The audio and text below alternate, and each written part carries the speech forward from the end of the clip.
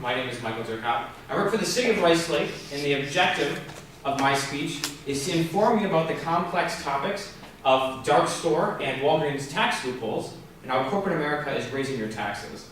But before we can understand how that whole process works, there's a couple of fundamental ideas we need to understand. The underlying idea of this whole thing that we need to understand is what property taxes are. So in short, a property tax is a tax that's assessed or billed to someone who owns a piece of property. So that might be Terry, for example, that could be any of your loved ones. As long as you own a piece of property, you pay taxes on it. Now ultimately, how the cost of that property is determined is by two key concepts. The first one is what's called assessed values. So municipalities, which are cities, villages, townships, what have you, anything like that, they have what's called an assessor. And that assessor, they go to these different properties, and they essentially determine the value of your property based off of other reasonable sale prices of properties that liken yours. So a really clear example of this is that if you have 3 houses on the same block, and the house on the left recently sold for $380,000, and the house on the right sold for roughly $370,000, then the house in the middle is more than likely going to be valued somewhere around $375,000 if it meets the same criteria as the other 2 homes. Now, some of these assessments aren't necessarily concrete because depreciation is factored in to the value of the home, in addition to the likability of other homes next to it. So, by that, if you add 5 homes to your block, so now you have 8, your assessed value may increase because now it's being compared to more homes. The other thing we need to understand too is municipalities have what's called a mill rate or a tax multiplier. And what that is that's just a percentage that a municipality will use to determine your tax bill. So in the city of Rice Lake, our tax multiplier is 8.6%, and our mill rate is 8.6. Now these are just synonyms for each other because the mill rate is representing that percentage as a decimal. So a real life example of this would be that $375,000 house, and the city of Rice Lake is going to be multiplied by an 8.6 mill rate to get a tax bill of roughly $32,000. That's kind of what that looks like on a real world basis. Now, the other thing we need to understand is how these tax loopholes work so you can lower those bills. So what businesses are doing is they're using loopholes, and the Wisconsin League of Municipalities defines a tax loophole as a, anyway, it's a provision in the laws that govern taxation in order to be able to lower your tax bill. So how that works is through a couple of key loopholes, and that's where we're going to get into this. So I just want to also make it very clear, all the images that I have are provided by the Wisconsin League of Municipalities, and with that said, let's kick this off. So, there are 2 loopholes referred to as the dark store loophole and then the Walgreens loophole, and I'm going to explain both of those and how those work, and how those can even increase your property taxes by 8%.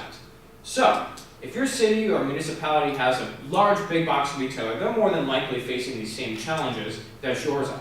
So, with that in mind, cities that face these issues are places like Rice Lake, Grand Chute, La Crosse, Ashwaubenon, Sheboygan, so all over the state. And the state of Wisconsin isn't just alone on this. But essentially, the state law restricts how much property taxes a municipality can collect. So, and that's also determined by where that mill rate comes from. And those 2 things kind of work together. But for example, the city of Rice Lake, because our mill rate is 8.6, we can't collect any more property taxes. So, with that in mind, because our property taxes are limited, where those monies come from is from what's called the tax pie. And that's kind of in the middle here of this slide. And in the tax pie, you'll see that 30% of that tax pie is actually paid for by businesses or big box retailers, while the other remaining 70% are paid by citizens of that municipality.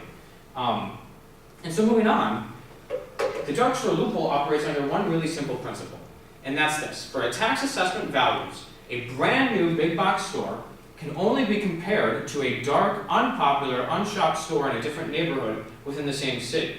So, to explain that further, a real-world example of this happening was a case referred to as Lowe's v. the city of Wauwatosa. So what happened was the city of Wauwatosa assessed Lowe's to be worth $13.6 million. Granted, they spent $16 million actually building the property.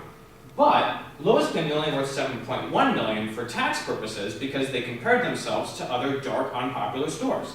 And further, they even claimed that the land that they built on was actually devalued by $3 million by putting a big box store there. So to review, what happens is, these big box retailers say, oh, well, for tax purposes, if you're comparing properties, regardless of how much business my store is doing, you can only compare me to other buildings like it. So therefore, once again, to re-explain, a popular store is somehow equal to unpopular stores.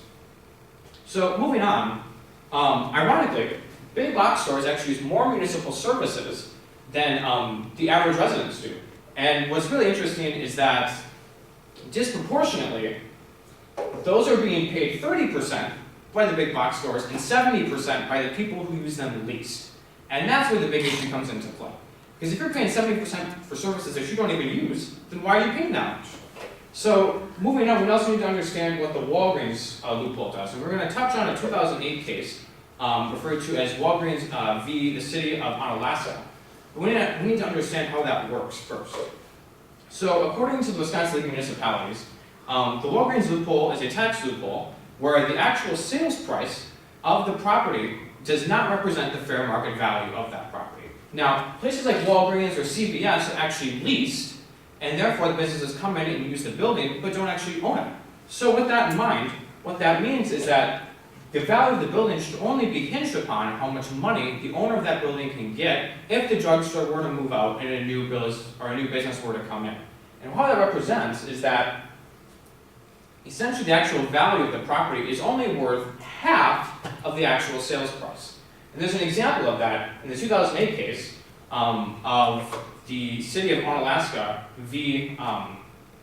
the State of Wisconsin, or v. Walgreens, my bad. In that, and what happened was they were assessed for $4.3 million because that was the sale price of their building. Granted, they rent the building, so therefore they thought they were only worth 2.2. And as a result, along the way, in the end, the taxpayers actually had to pay back to Walgreens an additional $69,500 in tax-related refunds back to Walgreens because of that assessment issue. Now, places that are impacted by the Walgreens loophole include places like Ashland, Weston, Sturgeon Bay, Appleton, Dodgeville, and even Onalaska. And so, ultimately, we can't do anything on our level other than to contact our legislators who can do something in order to be able to close these loopholes and save your tax money and protect your dollars. And it takes just a really short amount of time. And in fact, I tried it myself. It takes about 10 seconds just to be able to suggest to our legislators that you want to help protect your tax dollars by using the website, darkstore.loopholes.org, or if you have extra time, just call their phone number at 1-800-362-9472. But with that said, thank you so much. Here's my works cited. If there's any questions, fire away.